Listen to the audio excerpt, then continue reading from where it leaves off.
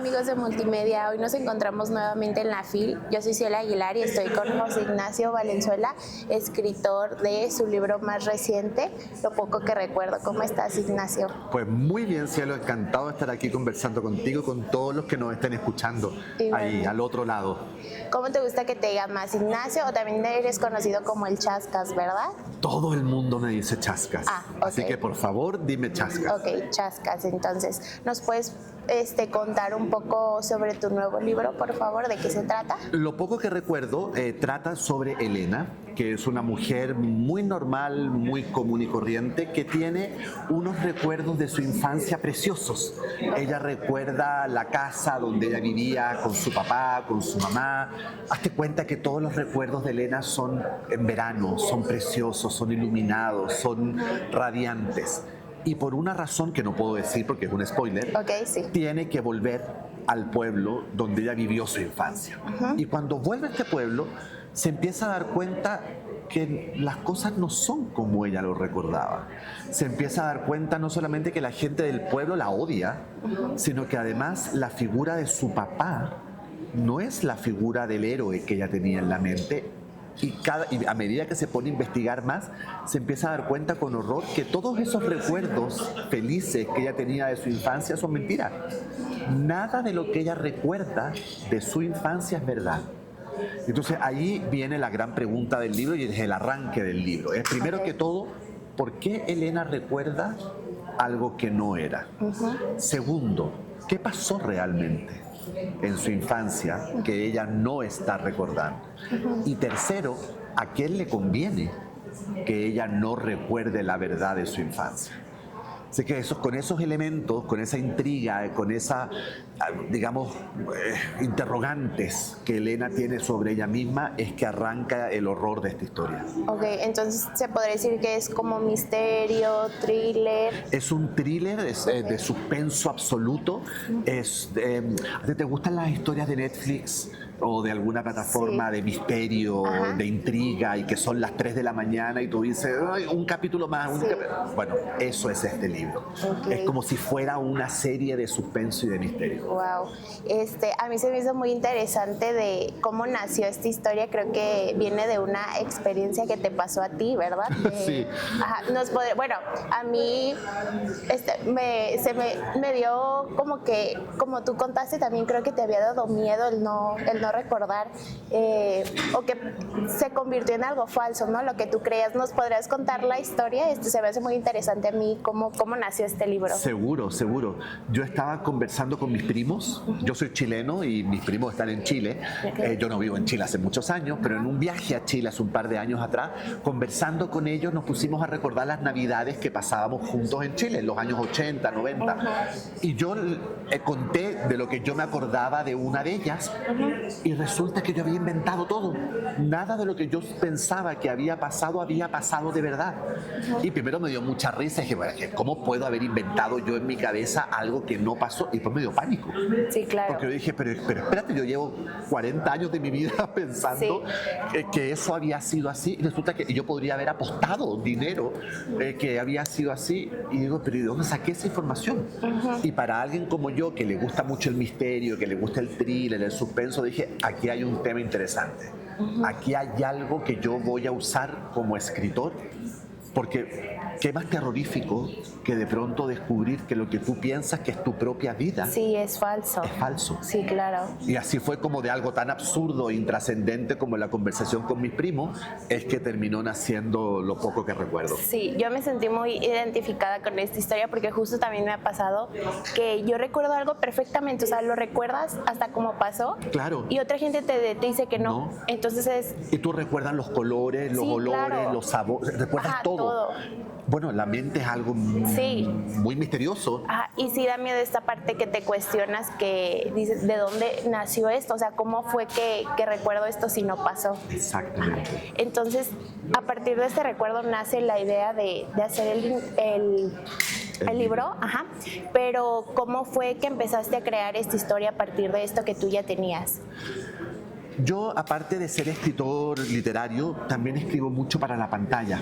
Hago muchas series para Netflix, para HBO, he hecho muchas telenovelas, hago películas, por lo tanto tengo una mirada también muy audiovisual. Trabajo haciendo muchos guiones.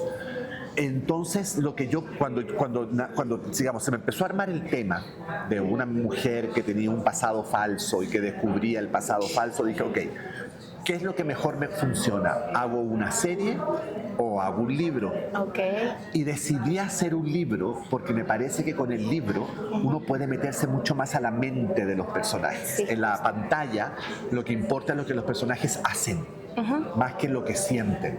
En un libro, por supuesto, lo que los personajes hacen también es importante, pero tú en un libro te puedes meter adentro de la mente de los personajes.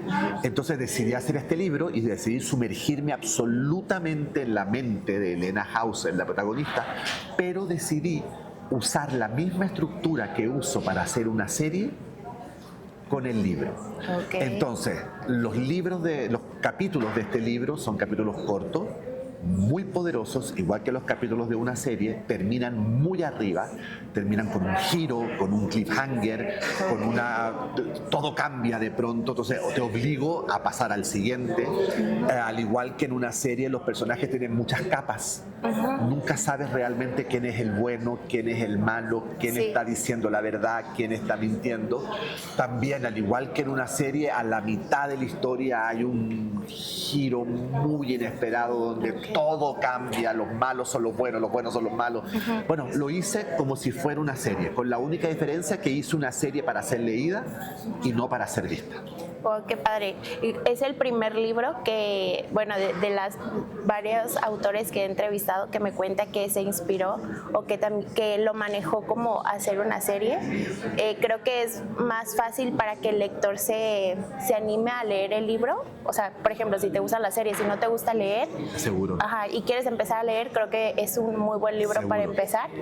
Entonces, la inspiración vino de una experiencia personal. ¿Hubo como que algunas otras experiencias en tu vida que te ayudaron a agregarlas en el libro? Mira, en general cuando uno trabaja escribiendo, sea lo que sea, audiovisual, literario, lo que sea, siempre echas mano a cosas que te gustan o cosas que no te gustan, las pones en el libro. A mí lo que me pasa, por ejemplo, con el tema de la memoria y todo esto, me pasa que estamos viendo, o yo por lo menos estoy viendo hoy en día a nivel social, cómo de pronto se está reescribiendo la historia frente a nuestros ojos por parte de gobernantes, por parte de personas que están de alguna manera interesados en hacernos creer que cosas que todos sabemos que pasaron, las cambian. Las cambian a su antojo, y eso a mí me da mucho pánico. Yo soy chileno, por ejemplo, y en Chile tuvimos una dictadura muy terrible durante muchos años con Pinochet, y resulta que ahora hay gente que dice que no, pero Pinochet no fue tan terrible, no, si no fue tampoco tan dictador, no mataron tanta gente. Y tú dices, pero perdóname, o sea, pero si todos sabemos, pero empiezan a reescribir la historia de una manera muy aberrante, y eso a mí como ciudadano me da mucho susto. Y como me da mucho susto, yo me saco los temas de encima escribiéndolos. Así que también hay un poco de eso en este libro. Sí, claro. Justo ahorita lo que mencionas, hace unos días también estaba platicando con un autor mexicano que escribió un libro sobre un suceso que pasó en México, y también yo le pregunté que como qué mito le gustaría desmentir a la población que pensaba, y dijo algo muy interesante, que todos piensan ahorita, o sea, que es fundamental, que de hecho está como que en la bandera de México, que es el águila con la serpiente y el nopal. Dijo que en realidad no pasó así, pero es algo que ya todos piensan. Y ahorita lo que mencionas creo que da más pánico que que te estén mintiendo en tus propios ojos algo que tú viviste, y que la gente con el tiempo se empieza a creer, y que ya más adelante se va a hacer una realidad porque no van a saber en realidad lo que pasa. En 50 años más, a lo mejor mis nietos un día van a decir, ay, sí, Pinochet fue un señor encantador. Y tú dices, pero eso es muy terrible, eso a mí me parece muy terrible. Sí, claro, sí da un poco de miedo, entiendo, Sí. entiendo esa parte. ¿Hubo alguna dificultad que encontraras al escribir este libro de la que te tuviste que enfrentar?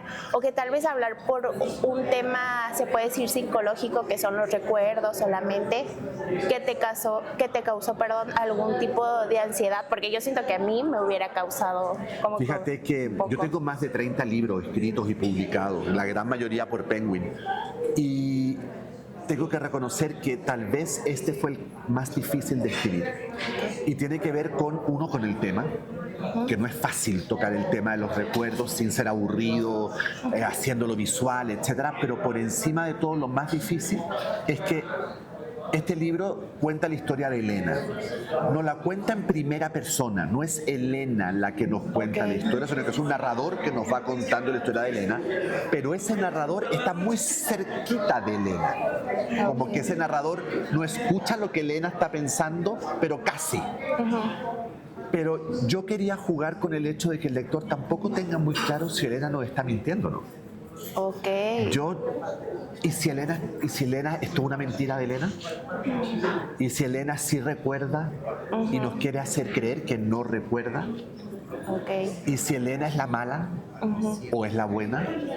¿Y si Elena es la victimaria o es la víctima? Entonces, como Elena es un personaje tan ambiguo, fue muy difícil de escribir. Claro. Porque yo no me podía pasar en la escritura, porque si me pasaba la gente iba a decir, es la culpable. Sí, no podías revelar todo, Pero ¿no? si me quedaba corto, la gente no iba a entender ese jueguito del misterio de Elena. Entonces, ese jueguito de que sí, de que sí no, de que sí es, de que no tal vez, de que nada es lo que parece, con un narrador además tan cerca de la mente de Elena, fue súper difícil de hacer. Y eso me tomó mucho tiempo. Muy buena combinación, muchas felicidades y muchas gracias por hacerlo. Se me hace un increíble libro. Gracias. Ya por finalizar, ¿te gustaría que la gente que lo lee se quedara con algún mensaje o con alguna reflexión?